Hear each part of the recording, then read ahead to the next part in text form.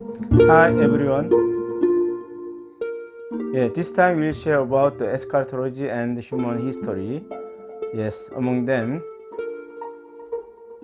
salvation means restoration and post signs of providential history. Yes, yes. Perfect the individual through family, ideal world, and heaven. Heavenly parent God intended to create a world of goodness and experience from it the utmost joy. Yes. But, yes, however, yet, due to the human fall, the world came to be filled with sin and sorrow. Hell is 180-degree opposite from the direction of heaven. Yes, hell. Opposite direction. If this simple world were to continue forever, then God would be an impotent and ineffectual God who failed in his creation.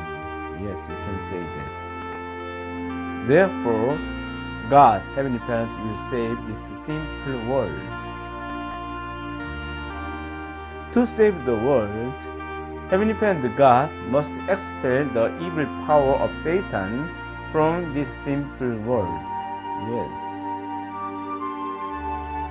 Heavenly Parent God must bring it back to its original state prior to the fall.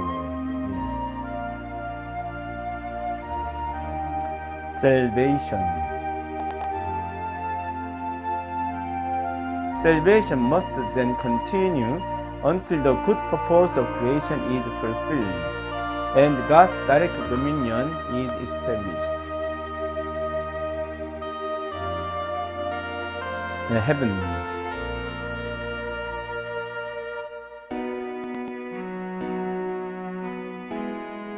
Yes, restoring the original state, the sickness. To save a sick person is to restore him to the condition of health he had before the illness. Yes, like that. Wow. Sickness and original state he had before. Yes, look at the pictures. To save a drowning person is to restore him to the state he was in before he fell in the water. Yes, you can see a fallen state. Yes.